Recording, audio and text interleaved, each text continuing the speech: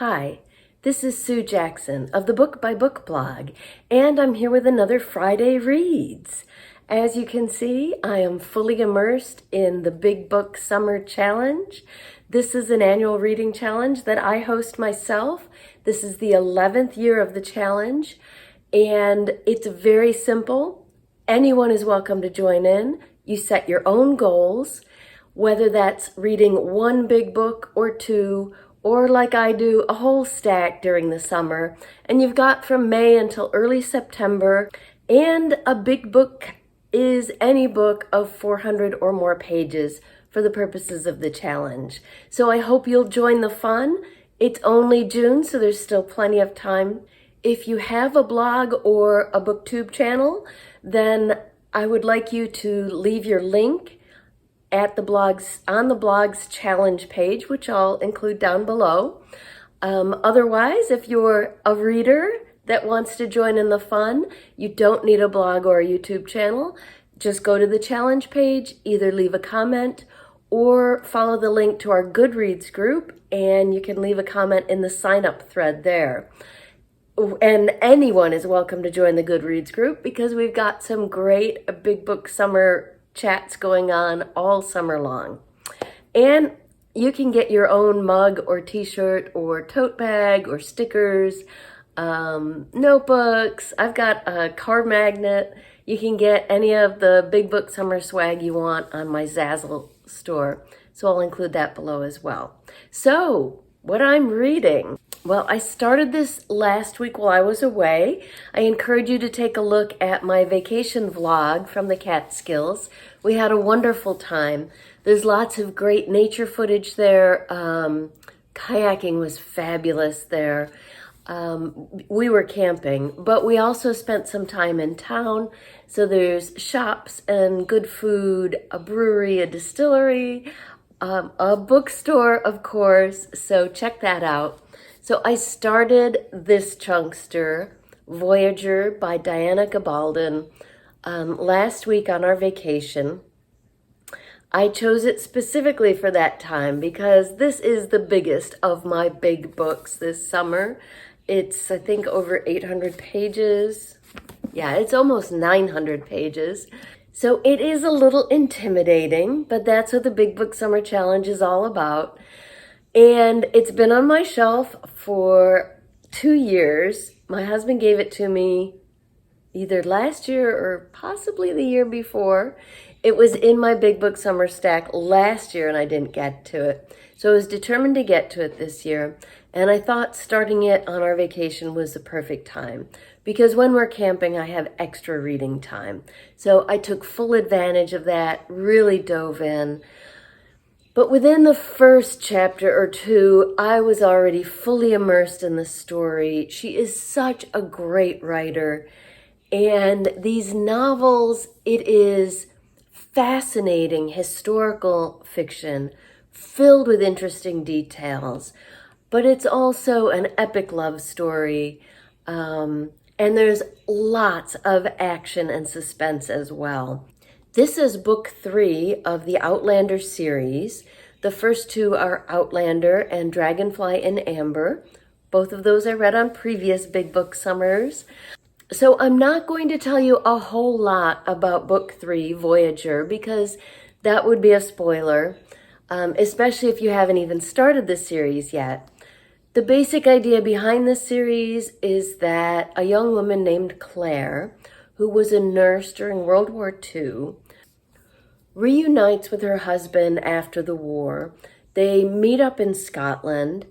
It is their, they haven't seen each other in a while because he was a soldier, she was a nurse.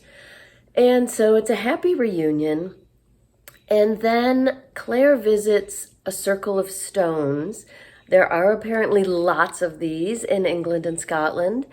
And she gets pulled back in time, 200 years back in time, to the 1700s. And all of a sudden, she is a 20th century woman lost in 18th century Scotland.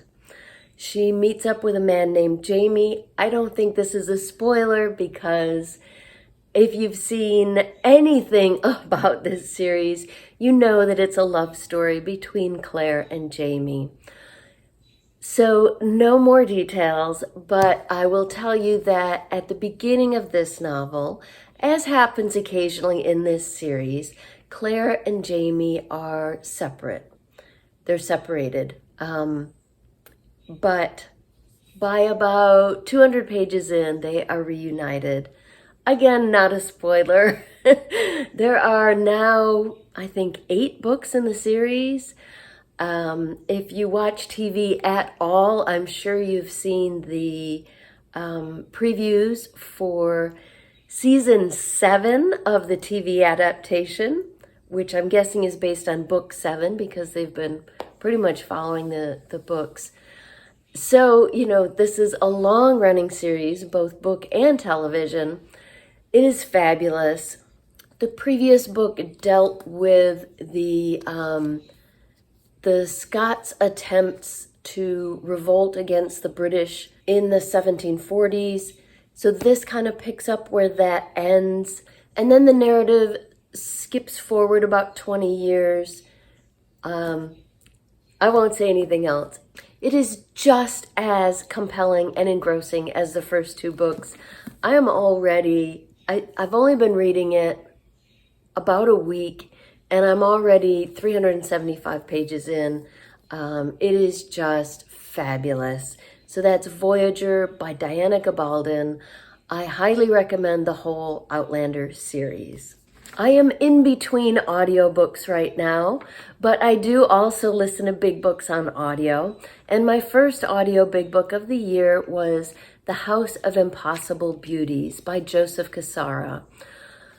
Oh, this was a heartbreaking story, but so well written.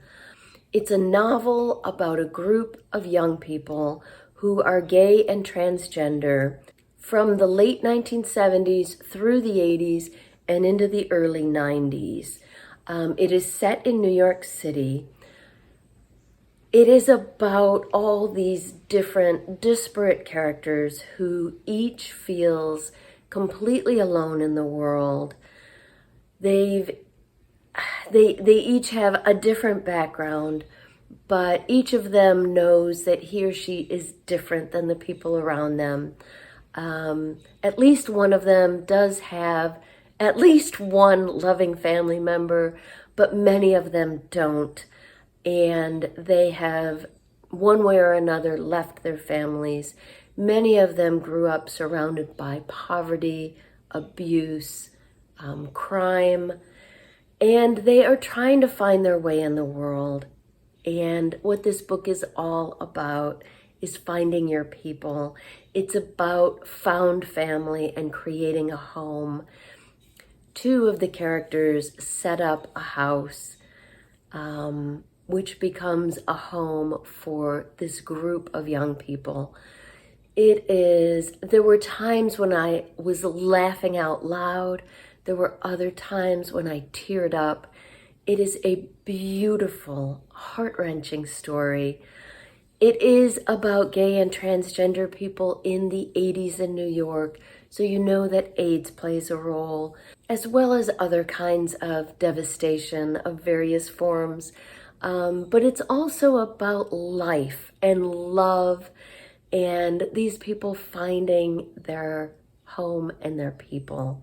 It's a beautiful novel.